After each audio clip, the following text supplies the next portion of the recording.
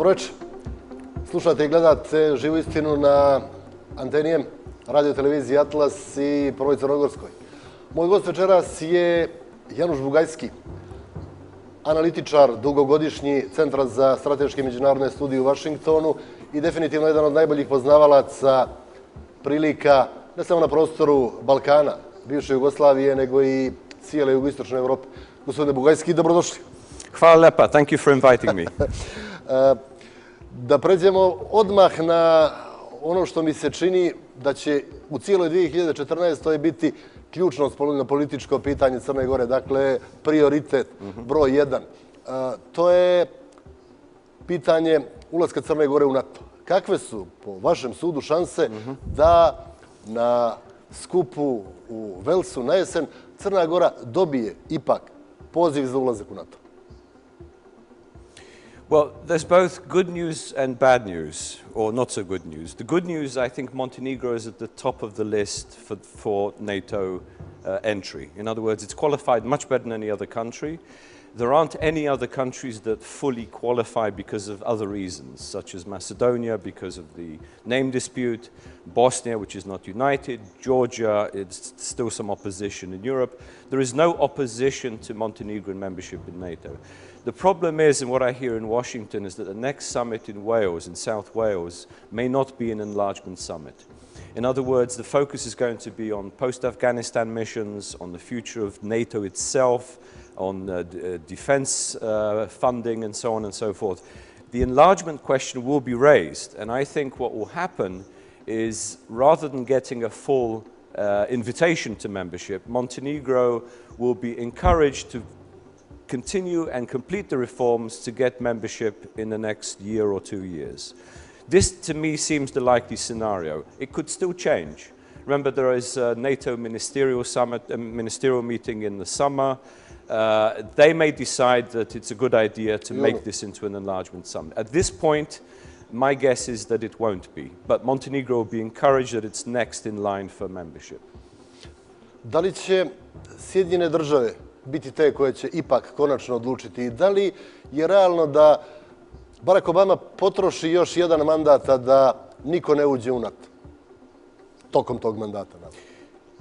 Yeah, and it's interesting because Secretary Clinton, after the Chicago summit, stated that this would be the last non-enlargement summit. But of course, she's no longer in office. I think the priorities have changed quite a bit under the Obama administration. Unfortunately, there is not as much focus on the transatlantic alliance.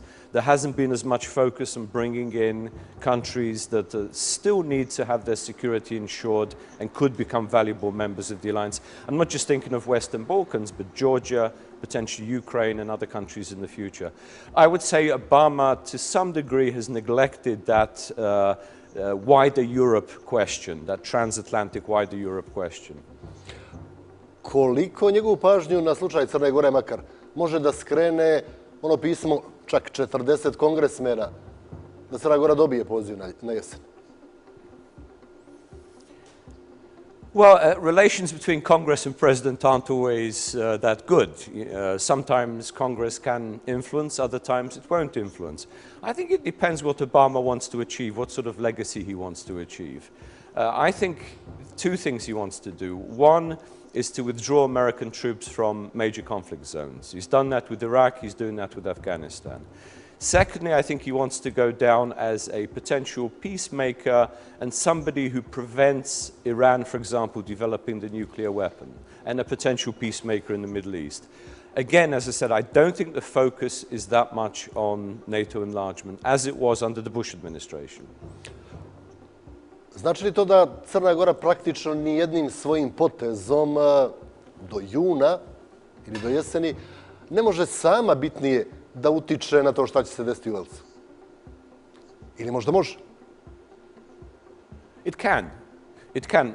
Never give up. As I said, at the moment, it doesn't look like an enlargement summit, but this could change for various reasons.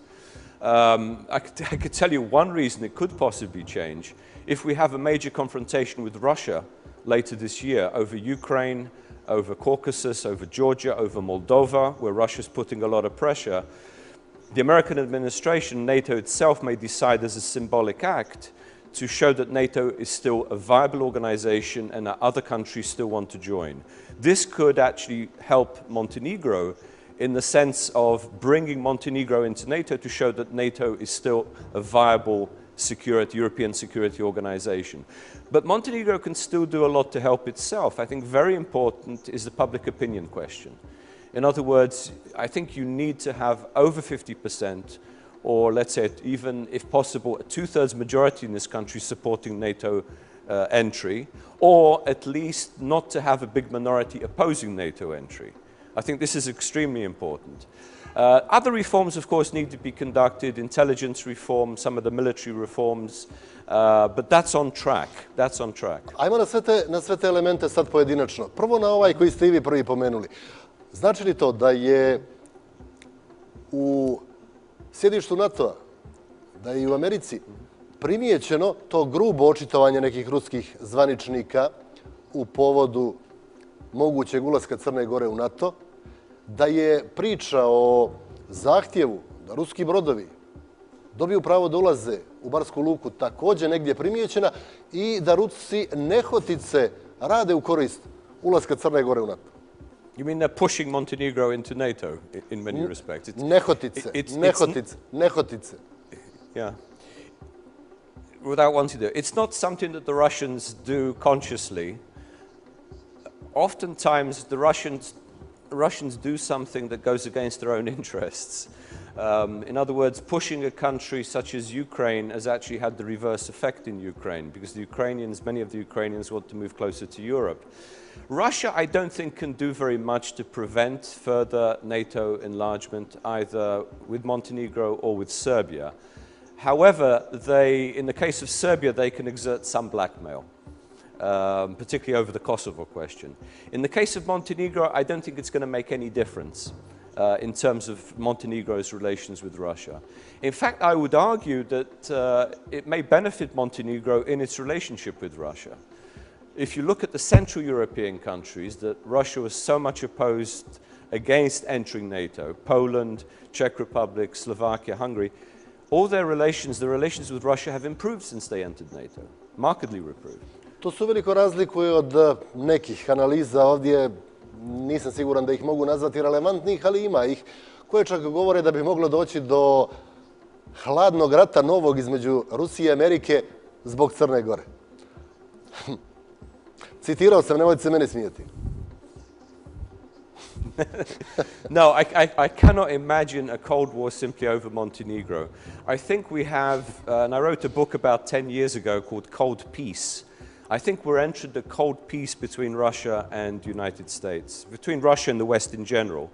And this is not due to NATO enlargement, because NATO is a voluntary organization. Nobody forces countries to enter NATO. I think it's because of Putin's neo-imperialist project, that he's trying to recreate some new Russian empire. And we've seen this very clearly in the steps that they've taken with the customs union, how they forced Armenia into the project, as well as the Central Asian countries, and now Ukraine, in a way, is the battleground. So I don't think Montenegro is the key question here. I think what Russia is much more concerned about are the former Soviet republics, Ukraine, Moldova, Georgia, Belarus. This, for them, is key. They see this as part of the Russian space, not part of the West. Takozvano blisko inostranstvo Rusije. It's the close neighborhood, it's the old Soviet Union, it's the old Tsarist Empire. That's what they're concerned about. Montenegro was never part even of the Soviet bloc, let alone the Soviet Union. So it doesn't matter to that extent for Russia. Osim ideološki i panslovenski oko. Ali to je srednji vijek. Well, you know, there's all sorts of Slavs. You know, Poles are Slavs, but they've never been pan-Slavic. You can be pan-Slavic without being pro-Russian. Pomenuli ste Putinov imperializam. U Crnoj Gori, međutim, jedan od razloga nedovoljnoj podršci ulasku Crne Gore u NATO je taj što se u dobrom dijelu, dakle, NATO doživljava kao bič u rukama Sjedinjenih Američkih Država ili spoljno-politički bič u rukama SAD. nobody's accused Obama of holding a whip. Obama has actually bent over backwards to try and accommodate Putin. Remember, the whole reset program was developed in Washington to be cooperative with Russia. Russia, unfortunately, under the Putin's third presidency, has reconfirmed that it wants to recreate an empire, the Eurasia Union. This is not a voluntary organization. This is an organization where you surrender sovereignty to the center. And there's certain elements, both economic, political, and security, that Russia wants to control. America is not pushing Russia towards recreating an empire. This is Putin's project. This is what he wants to leave as a legacy. And I think the best example are the neighboring countries. You go and talk to people in Ukraine or in Georgia. They know exactly what the Russians are up to, what Putin is up to. O tome ću malo kasnije pričati sa vama, ali ne znam da li smo se dobro razumjeli. Tu sam mislio prije svega na reakciju jednog dijela crnogorske javnosti na američke intervencije u Afganistanu, Iraku. Yeah, but the intervention is now finished. In other words, the Obama administration has withdrawn all troops from Iraq and is in the process this year of withdrawing all NATO troops from Afghanistan. So that phase is over. Whatever one thinks of those interventions under the Bush administration, that phase is over. NATO is not going to become involved in such a way in international missions. NATO is going to focus now on its core mission. In other words, securing and developing the transatlantic space, the transatlantic community. And this is where I think Montenegro fits in. Montenegro is part of the transatlantic community. There shouldn't be any fear that somehow there'll be a whip exerted by Obama to push Montenegro in against Russia. That isn't the question. The question is how to make this neighborhood, Balkans, secure, and how to make every piece of Europe part of the transatlantic community. Koliko ste u toku kampanje u Crnoj Gori za ulazak u NATO? Da li je po vašem mišljenju i ona jedan od problema što podrška još uvijek nije ni izbliza dovoljna? I must admit, I'm not that familiar with the campaign. I haven't been that many times to Montenegro in recent months. But from what I gather, I don't think there is a concerted campaign. It's not even a campaign. It's really a question of information. So people, ordinary people, Montenegrin public, understand what NATO is. That NATO is not a Cold War organization. NATO is an organization for mutual defense, but also for security questions. It cooperates on many issues, humanitarian, cybercrime. I mean, there's so many questions that NATO has now got under its umbrella that I think it's important for every European country and the public in each country to be aware of what NATO does. Whether that campaign is being conducted in Montenegro sufficiently, I don't think so, from what I understand. Treći razlog, a po mnogim mišljenjima ovdje ne i treći po važnosti, moguće čak i prvi problem, prvi hendikep Crne Gore za ulazak u NATO je taj problem sa bezbjednosnim službama. I to se tako kaže, ali niko ne ide korak dalje. O čemu se tu zapravo radi? Kakav je taj problem sa crnogorskim bezbjednosnim službama? Well, one of the important things, it's not even just Montenegrin security services, one of the important things for NATO is to maintain NATO intelligence within NATO core. Several countries that came into NATO weren't, I think, properly, their intelligence services weren't properly vetted for the kind of, let's say, controls, non-leaks, cooperation with other intelligence services. Good case was in Estonia, another case was in Hungary, which are still very good NATO allies. But I think NATO wants to assure itself that any incoming new country into NATO has fully guaranteed the integrity of its intelligence service and on interoperability with NATO. So I think this is the question. I don't think anybody suspects the Montenegrin services of being saturated with agents from China or Russia or any such things. It's really the integrity of the service, the control over the service, and the interoperability of that service with NATO. U dijelu crnogorske javnosti postoji moguće pojednostavljeno, ali čini mi se snažno ubjeđenje da postoji sumnja na to, u to da bi informacije preko Crne Gore mogle da cure u pravcu Moskve, u pravcu Pekinga. Ovo što ste vi rekli, čini mi se je na neki način ublažavanje te sumnje. A ja ne bih da dobijem od vas umiven odgovor, želim da dobijem što je moguće tačniji i iskreniji odgovor. I don't work in the intelligence services, but from what I understand, such leakages could also happen in Brussels. And such leakages have happened before from other member countries. I think what NATO is trying to do is to ensure as far as it possibly can that any new country that comes in with its military intelligence service is a loyal ally and does not have the possibility of those leaks. I don't know that much more. I'm not privy to all the information in terms of the checking, the verification and so forth. Ok, ja se predajem što se te teme tiče. Prije reklama, za kraj ovog bloka, samo još jedno pitanje. Dakle, pitao sam vas na početku, da li će to u suštini biti odluka Sjedinjenih Američkih Država, hoće li samit u Velsu biti samit proširenja ili ne. Neki ključni šefovi diplomatije evropskih zemalja, ajde sad pokušavam da se sjetim ko sve, Westerwelle, da, Haig, da, Fabius, da, evo, 3 čovjeka su poslali vrlo ohrabrujuće poruke Crnoj Gori glede mogućnosti da dobije poziv na jesen. Koliko Evropa može da utiče na konačnu odluku? I think it can. I don't think America simply decides by itself. I think there is a core group that makes this decision based on consensus. America does have a deciding voice if there is, I think, some paralysis.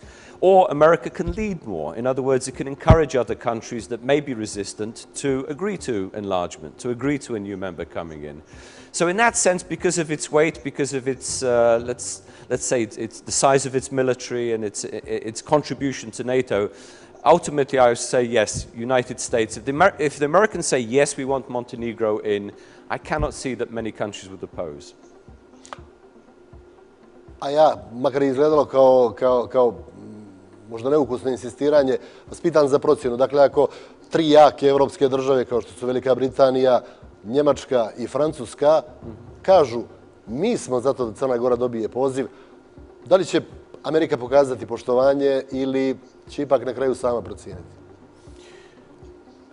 Well, if they say they should get the invitation at the NATO summit, then America has to take this, United States has to take this seriously, sit down at the ministerial and decide together. Is this a good idea at this point? Have they met all the criteria? Is this the politically the correct decision? Is this something we should have on the agenda now? And then a decision is made. But let me just say one more thing. It's not necessarily a summit that Montenegro needs to be invited at. It could be any time during the course of the year, subsequent to the summit. In other words, it could be another ministerial. You may not have to wait, even if you don't get invited at the Wales summit. You may get an invitation early next year. So there's no set timetable, let's put it that way.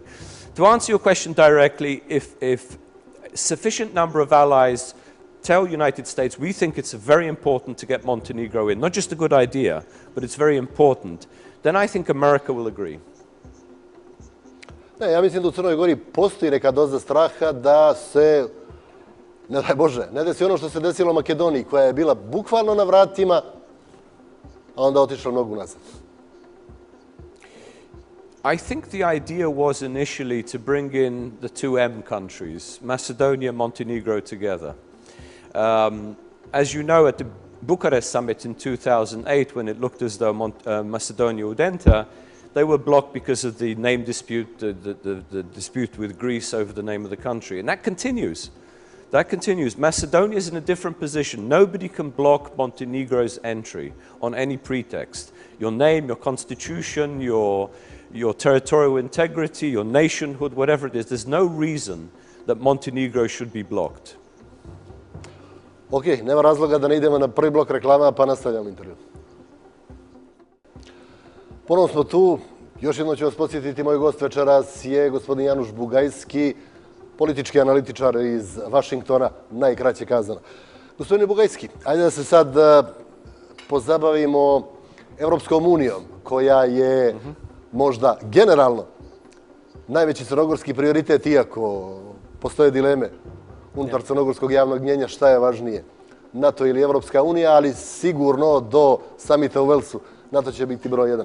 Kako vi gledate na ovo što se dešava sa Evropskom unijom nakon ekonomske krize? Da li je samo ekonomska kriza razlog, odnosno uzrok svih tih slabosti koje su se posljednjih godina pokazale u funkcionisanju sada već 28-orice?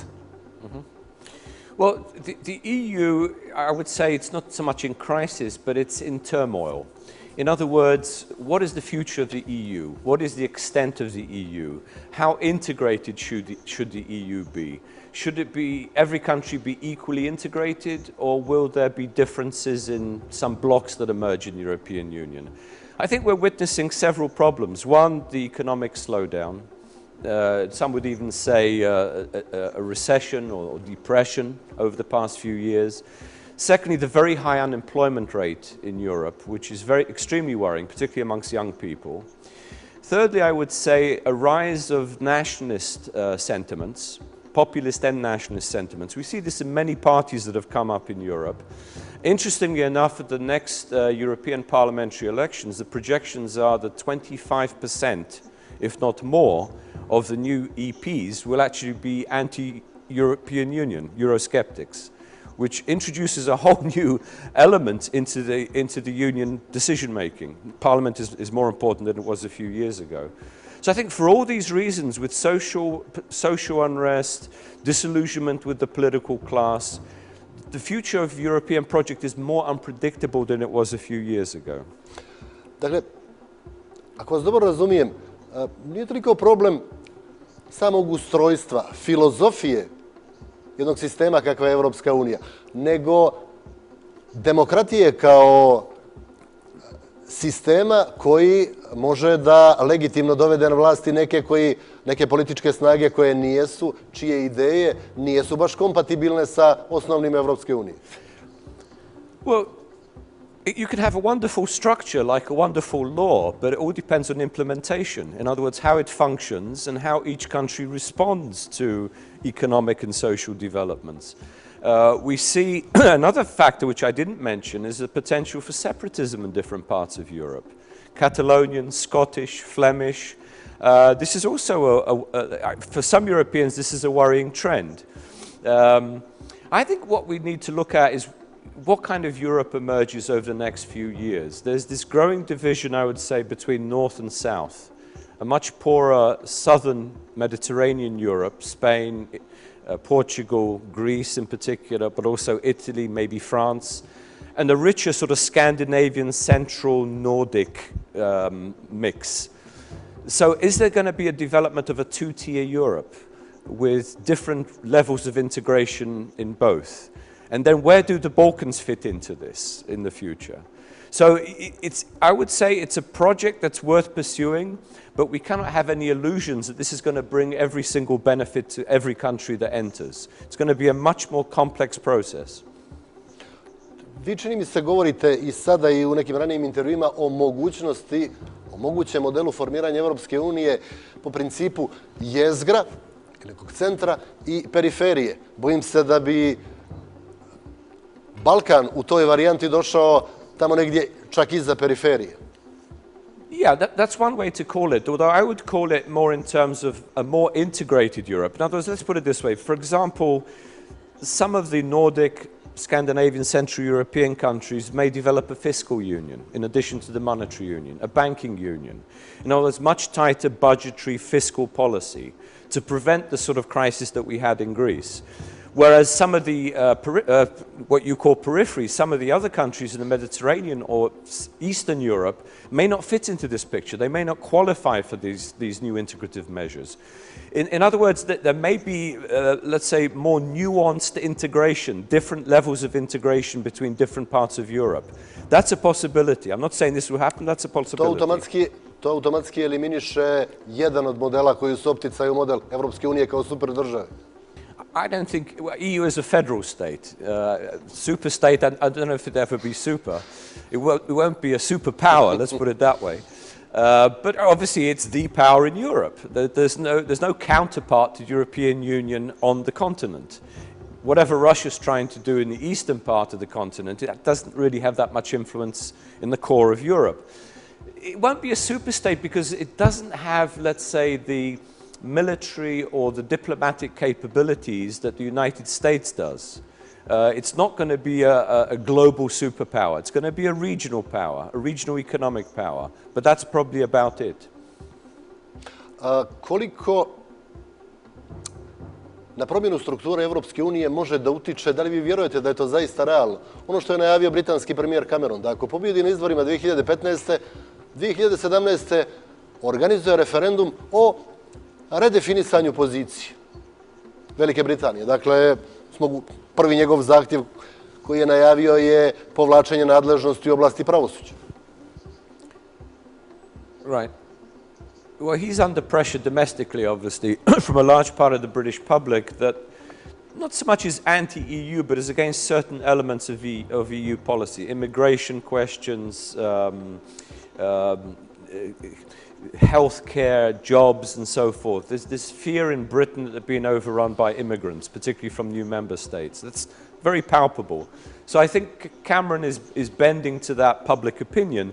It doesn't mean that Britain's going to withdraw from European Union, but it may not want to integrate more than it has done up until now. This is the point I was making. It may not want to be part of a banking union, a fiscal union, and other ways of deepening and intensifying the integration process.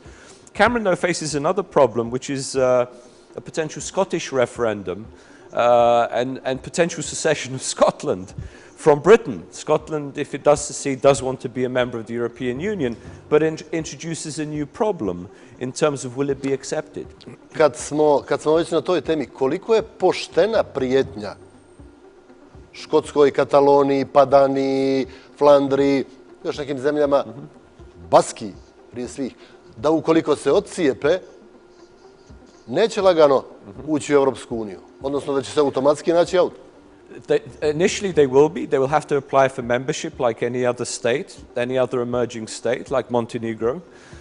And they will have to apply and be accepted by consensus by all the countries in Europe. And this can become a problem because, for example, if Scotland decides on independence and decides it wants to enter the European Union, you may have Madrid, Spain, opposing Scottish entry because they would see this as a precedent for Catalonia or other parts of Spain, or Belgium may see this as a precedent for their potential partition. So you're going to have problems that we cannot yet imagine in terms of the political blockages and obstruction by other countries of the growing European project, if indeed some countries do secede. Mislite da je to dobro? Moje pitanje inače bilo koliko je to pošteno, ali okej. A mislite da je to strateški dobro za Evropsku uniju? I da završim pitanje, da se nadovežem. Jeste vi saglasni sa jako čestim ocjenama da je danas u Evropskoj uniji premalo strateške pameti, strateških promišljanja, a previše onog gotovo vulgarnog birokratskog administriranja? Well, the EU strategic thinking, I wouldn't exaggerate too much. The EU is preoccupied, I would say, with its own internal problems. Its monetary problems, fiscal problems, its economic problems, unemployment, potential social unrest, growth of populism, as well as the sort of future structures that they would like to develop, in terms of decision-making and so forth.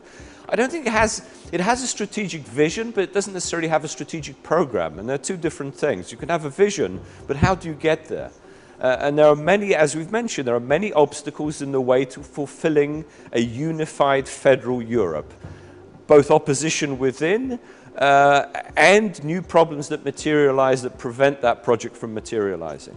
Jedna grupa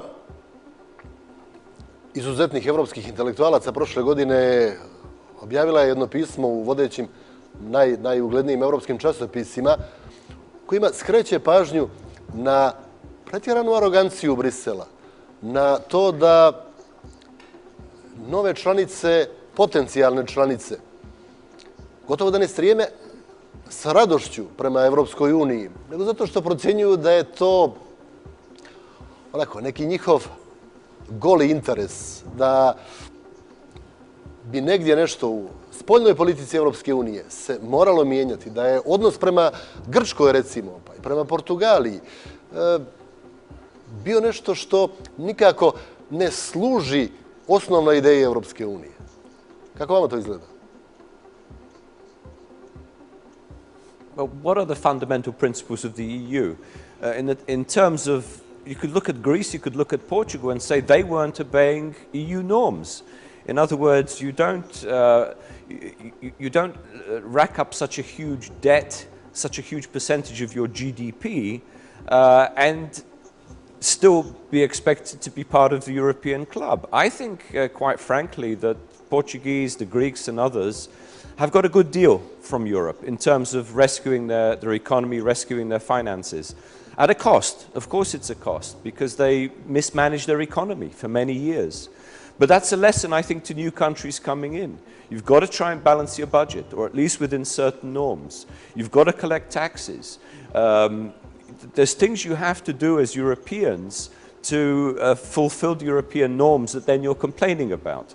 So I wouldn't say that the European Union has let down Greece or Portugal and Italy and other countries. Far from it. I would say they've rescued them from a much worse fate.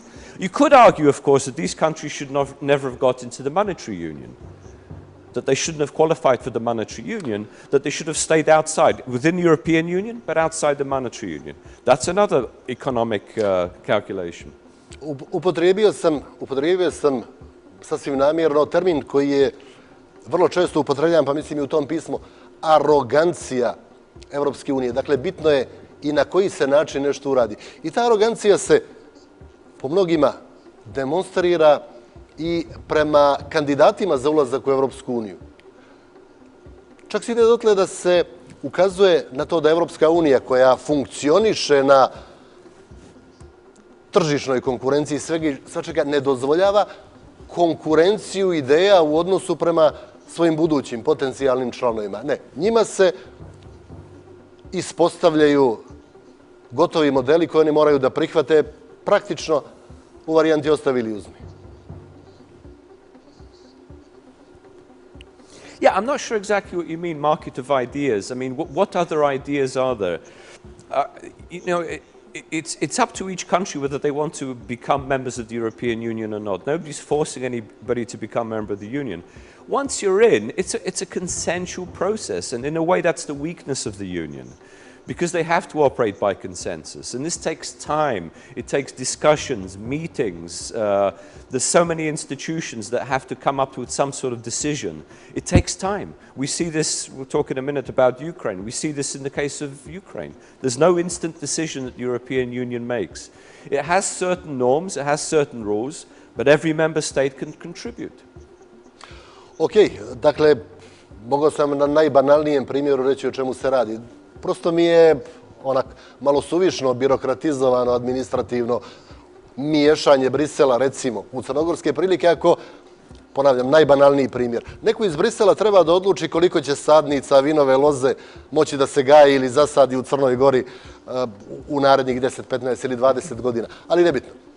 Ajde da se sad malo zadržimo na slučaju Ukrajine. Na šta će to, po vašem sudu, da izađe? Jeste zaista sigurni da je nakon miješanja Moskve Ukrajina bliža Evropskoj uniji nego što je bila, kako ste malo prije rekli? Well, Ukraine is undergoing a revolution. It's both a national revolution and a social revolution. A social revolution against the ruling elite, which has dragged the country down economically, which hasn't raised living standards, which is incredibly corrupt, which doesn't operate according to market principles, and where a lot of Ukrainians feel very frustrated that they're being blocked from Europe. It's also a national revolution against potential Russian domination. Russian elite has never accepted the independence of Ukraine. So at this point, I cannot tell you. It's the middle of a revolution. We don't know how it's going to turn out. Many Ukrainians, if not the majority, would like to join the European Union, and they see the signature on this enhanced trade agreement as the first step, first association with the European Union, as the Balkan countries got a few years ago. For them, that is, let's say, a much more optimistic prospect than being pulled back into some sort of Russian Union, Eurasian Union, which they see as even more corrupt, which they see as ultimately economically non-profitable and politically damaging, that Ukraine will lose its sovereignty. This is the struggle now we're witnessing in Ukraine. Koliko je po eventualnim informacijama kojima raspolažete, moguće da se sličan scenarij desi u Moldaviji uskoro? It could be. Moldova also initialed the agreement with the European Union, whereas Yanukovych in Ukraine desisted from doing that. Russia has various threats over Moldova, the main one being a slither of Moldovan territory, Transnistria, is already controlled by Russia. So the danger of partition, cut-off of energy supplies, freezing of trade with Moldova, these are all pressures that Russia could exert. And we see now a third factor, which is potential separatism within Moldova in the region of the Turkish population, the Gagauz population, Christian Turkish population. So all these pressures on Moldova may actually push Chisinau from fully signing the agreement with the European Union. Russia does not want any of its former republics from joining the European Union. It's absolutely clear. Čini mi se da je bitan moment u cijeloj priči što je Rusija u ovom trenutku u stanju, dakle, da odmah mnogo više ponudi i Kijevu i Kišinjevu nego Evropska unija. In the short term, I would agree. They have money that they can give. The question is two things. One, we don't know what strings are attached. The money that Russia has promised to Ukraine, for example, we suspect that Yanukovych had to agree to several things, including selling off a lot of the energy assets to Russian oligarchs, including allowing for Russia to fortify its fleet in Sevastopol, in Crimea, and opening up the Ukrainian economy to more Russian business interests, which we know always have strings attached. Russia is not an altruistic power. It doesn't simply give in order to rescue an economy. It does have political ambitions. So in the short term, it may benefit Ukraine, which has an economy is in terrible state. In the long term, I don't think it will. Da li Evropska unija mora toliko da polaže na vizionarsku svijest građana Ukrajine i Moldavije ili bi ona možda mogla konkretnije u ovom trenutku da predoči ili da pokaže kakve će koristi stanovništvo Ukrajine i Moldavije imati od priključenja Evropskoj uniji? Yeah, ideally, particularly in the case of Ukraine, ideally the EU should offer some sort of bailout package. In other words, to bail out the Ukrainian economy, which is in a terrible state, and the hryvnia is falling in terms of its value, the economy is going downhill. But the EU has exhausted a lot of its resources in some of its member states. If you look at Greece, if you look at Portugal, Spain and so forth, Ireland. So it has limited resources that most EU members would be willing to give. I personally think it's a short-term calculation. The EU should try and come up with some more concrete bailout package and tie it to reforms. What's essential in Ukraine is that major structural reforms are conducted to turn this economy, open up this economy to some of the standards that are visible throughout the European Union. And that's going to be very painful for the Ukrainians. So the EU, it's not going to be easy money. It has to be tied to reform. Ok, i za kraj ovog bloka, zanimalo paradoksalno, Evropska unija očigledno mora da mijenja dio obrazaca po kojima funkcioniše. U ovom trenutku, kroz pregovore sa Evropskom unijom, Crna Gora radi sve da primijeni evropske standarde. Koje standarde? One koje bi uskoro Evropska unija trebalo da promijeni, da joj se ne bi dešavale krize kakve se dešava. Zanimalo glupa situacija. Izvinjam se na izrazu. Well, the economic crisis there's many factors that precipitated the economic crisis. I mean, Montenegro, if it enters the European Union, doesn't enter automatically the monetary union. There are countries, remember, in Europe, such as Poland, that stayed out of the monetary union and probably will do for a while, that weren't so affected by the economic crisis. Crna Gora već koristi euro. So, you know, there are different levels of integration. I would say that most of these standards, however bureaucratic they are something that all European Union countries try to meet. Most of them do. And let's put it this way. This is not a perfect organization, but there's no better game in town. There's no alternative. You can stay outside, but you're not Switzerland. Nismo Švajcarska, nažalost, ali ponekad stvarno čovjek teži da zadrži pravo da razmišlja svojom glavom i da kaže na glas ono što je očigledno. Dakle, Crna Gora trenutno radi na poglavlju 23 i 24. Crna Gora će svoj pravni sistem, pravosuđe učiniti kompatibilnim sa Evropskom unijom, a onda će Velika Britanija povući te nadležnosti nazad i ko zna kakve će to posljedice imati na ostatak Evropske unije. Mislim, okej. But once you're in, you'll be able to determine future changes as well. Da, očekujem kad Crna Gora... Because if you're outside, you determine nothing. Kad Crna Gora uđe u Evropsku uniju, njen glas će biti tamo moćan. Moramo biti svjesni svojih gabarita i kao samostalna država i kao sutra članica Evropske unije.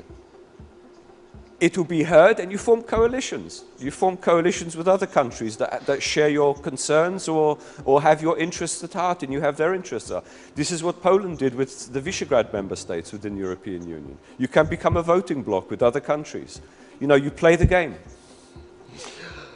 Okej, idemo na reklame pa ćemo malo da vidimo o tom kako je Evropa igrala još neke igre na području Balkana. Evo nas ponovo tu, posjetit ću još jednom politički analitičar iz Vašingtona, Januš Bugajski, Gost u Živoj istini. Gospodine Bugajski, kad sam prije reklama kazao da ćemo sad govoriti o nekim igrama koje je Evropa odigrala u ovom regionu, prije svega sam mislio na Bosnu i Hercegovinu. Nedavno je moj gost bio jedan izuzetan intelektualac iz Sarajeva, Esad Bajtal, i on je kazao ono što, ja vjerujem, misli ogromna većina građana Bosne i Hercegovine, da je u toj državi Evropa pokazala ili kolosalno neznanje ili kolosalan nemoral.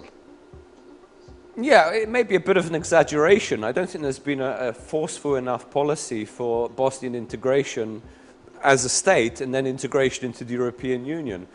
But I'm not surprised because they're operating within the framework of Dayton. And the Dayton framework wasn't meant to create a unified, functioning, fully competent central government and an integrated state. It was meant to prevent war, to satisfy everybody, to create such a complex structure that nobody would want to secede from this structure. In other words, it was a peacemaking agreement. It was not an integrative agreement. So this is the effect of Dayton that we're now witnessing. It wasn't just the European Union, it was the Americans that helped to create Dayton. Okej, ajde onda ako Amerikanci preuzimaju, Evropa tamo ima visokog predstavnika OHR i tekako je prisutna. Prošle sedmice, čini mi se, bili su i Štefan File i Catherine Ashton. Nebitno. Ono što je bitno, američka kreacija, evropska podrška Dejtonskom sporazumu, šta god. Imate jedan model koji ne dozvoljava ono što je možda fundamentalan princip u SAD i Evropskoj uniji, a to je funkcionisanje jednog građanski ustrojenog društva. U Bosni po Dejtonskom sporazumu već 20 godina sve funkcioniše na etničkom principu i niko ne mrda prstom iz međunarodne zajednice. Kako je to moguće? Yeah. Yeah, I would agree. I would even say that Bosnia is not a multi-ethnic democracy. It's a tri-ethnic, let's say, patrimonial system. In other words, the ruling nationalist parties from the three ethnic groups control the political space and they control the economic resources. This is not a multi-ethnic democracy in which civic society has developed. In fact, the whole question of ethnic quotas, which is built into the Dayton system, has prevented the emergence of a civic democracy and has prevented the emergence of an all-Bosnian identity. And we continue to persist with this tri-ethnic division of the country, however we frame it. And this, I think, is dragging Bosnia down. It's keeping Bosnia down. And the revolts we've seen recently in various cities in the Federation indicate that people are getting fed up, that they cannot live within this system because it doesn't give them work, it doesn't give them economic prospects, and it doesn't give them the prospect of European Union membership. So the question is, what next? Ali ja onda opet moram da vas pitam. Dakle, Amerikanci su se nakon potpisivanja Dejtonskog sporazuma i nakon zaživljavanja mira u Bosni i Hercegovini poprilično distancirali. Evropska unija je preuzela ključnu ulogu u kontroli onoga što se dešava u Bosni i Hercegovini. Pa dakle, moram ponovo da pitam, kako je moguće da očekujete da Bosna napreduje ka Evropskoj uniji, a držite jedan model njenog ustrojstva koji ne može da ponudi elementarno građansko društvo, a kamoli jedan funkcionalan model državnog upravljanja. Yeah, I agree with you. It's a contradiction, but let me introduce two other points. I think the EU is probably fearful to push for a centralization of Bosnia and the strengthening of the government in Sarajevo, the all-state government, because this could provoke calls for third entity amongst Croats, and it could provoke calls for separatism in the Republika Srpska. This is one fear. Secondly, there is another theory that maybe Europe doesn't want the European Union. Some countries do not want Bosnia to become a member, that it suits them to have Bosnia divided, not unstable, but divided and unqualified for European membership, because they don't want a country with a large Muslim population from entering the European Union. This is another potential theory. So, nastavak onog odnosa koji Evropska unija ima prema Turskoj. Precisely. Turkey is excluded indefinitely. Turkey's been trying for 40 years to get into the European Union. I don't see any prospect that Turkey will qualify. The French and others are determined. You speak to French officials, Turkey's not going to be an EU member. So if you apply that, if you reduce that to smaller Muslim populations, whether it's Albania, whether it's Bosnia. I na to ne može da utiče po vašem sudu ni to što je očigledno okretanje Turske prema Rusiji, recimo. They have some mutual interest, but they also have some mutual conflicts. Russian-Turkish relations over the years have not been as smooth as some would like it to appear. There have been many wars between Russia and Turkey. They still have conflicts. They may have mutual interests in the Black Sea, but they still have potential conflicts in the Caucasus over Armenia and Azerbaijan, for example. The energy question. So I wouldn't say that Turkey is going to move closer somehow to a Eurasian Union. I cannot see Turkey joining a Russian bloc. But I do see Turkey as trying to become a more, let's say, major regional player. How successful one doesn't know. It depends largely on the growth of their economy and their internal political stability. Whether it's becoming a more attractive partner for the EU, I still think the European Union is opposed to Turkish entry. Whatever Turkey does, even if it becomes a model democracy.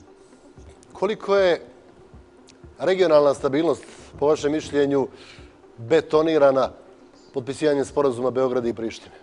I think it's a very important agreement. I think it shows that the new Serbian government, or the current Serbian government, which we thought would be more nationalistic, actually turned out to be a little bit like the HDZ government in Croatia under Sanader, that it moved closer to European Union, and certainly in the case of Croatia also moved into NATO. Koliko ste vi Amerikanci pomogli da postane takva? In the case of HDZ, very important.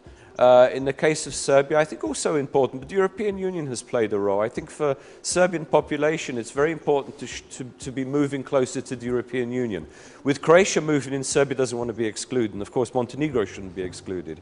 But I think, to go back to your question, the agreement between Kosovo and Serbia, I think, is a very important step for regional stability.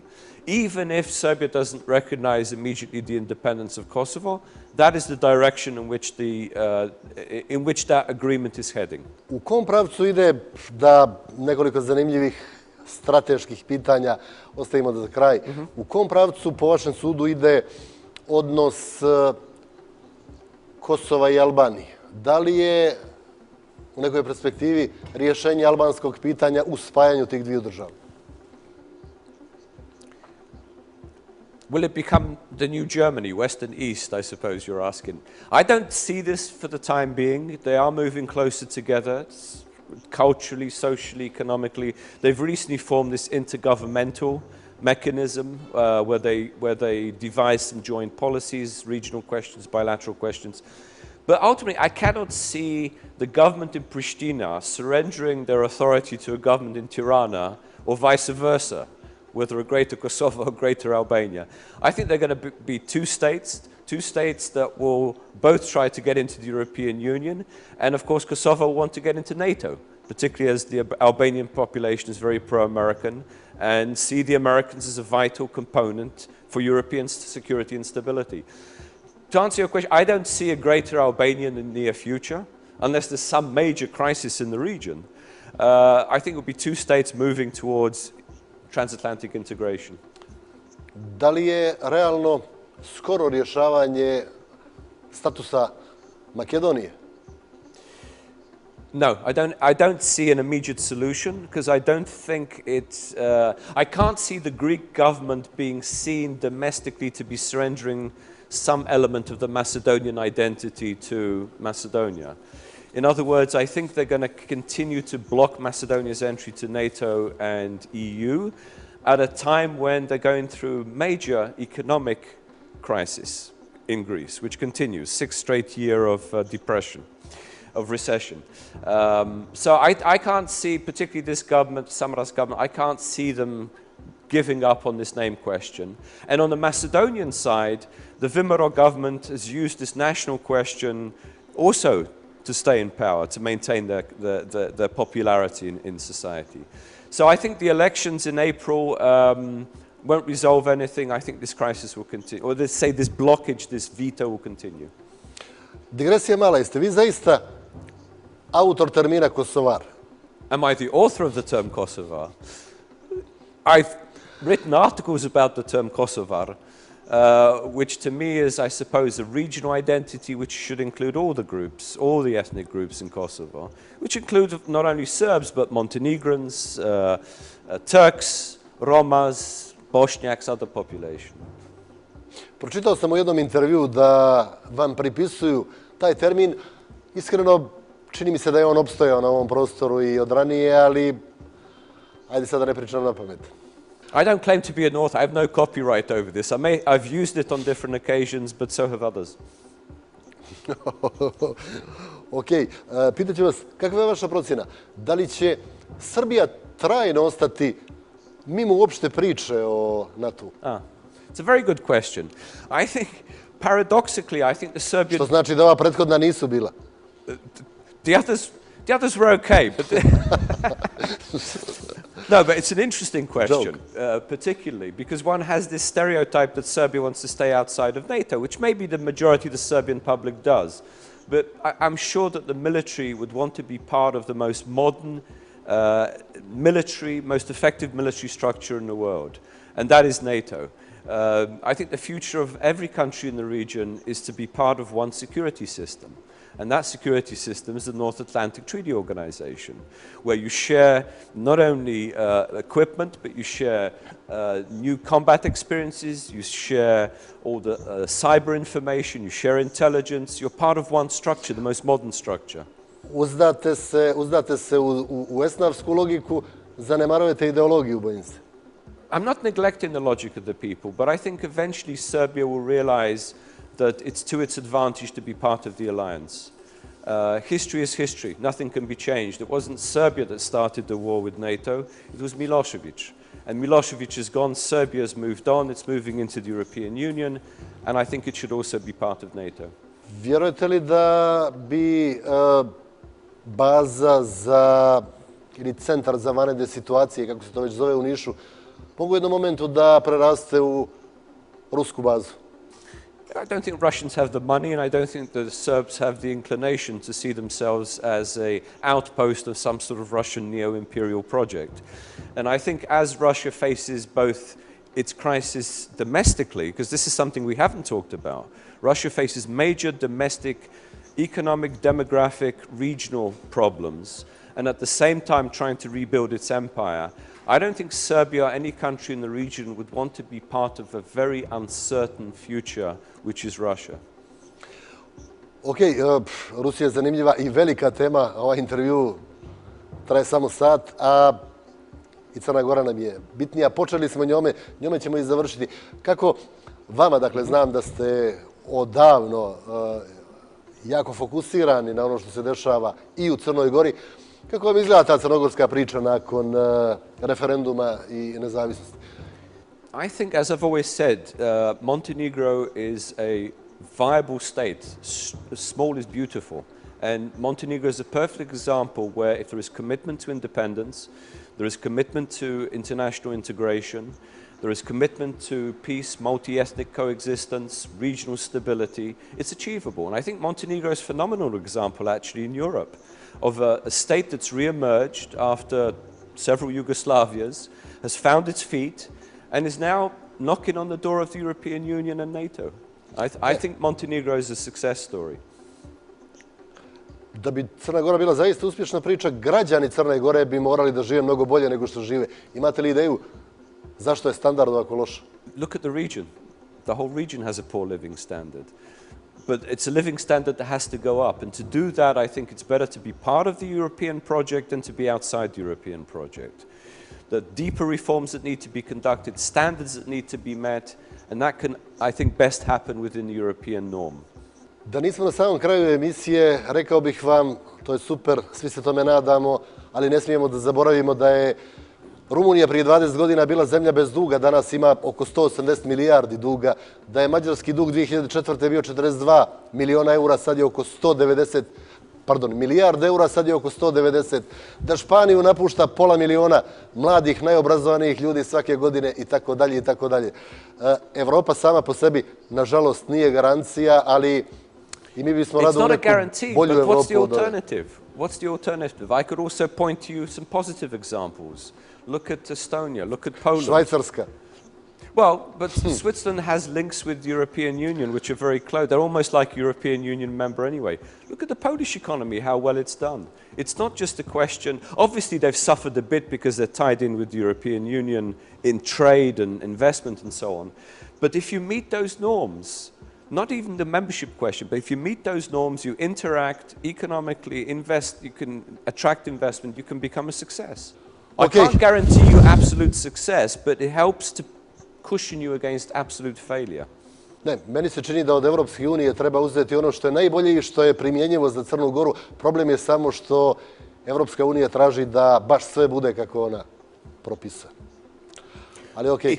It's a work in progress. There is no, it's like democracy. There is no perfect democracy. It's a work in progress.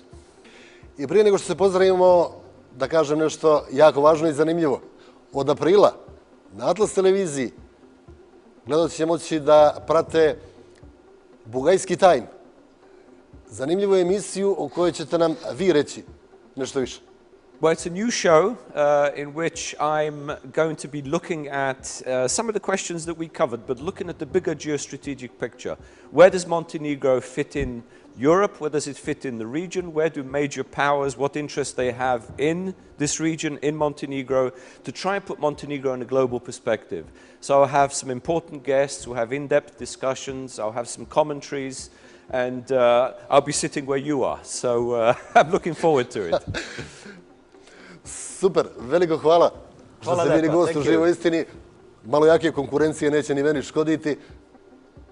Poštovani gledalci, hvala na pažnji. Prijatno večer, vidimo se narednog petka u 20 sati i 10 minuta. Uživajte u lijepom vikendu.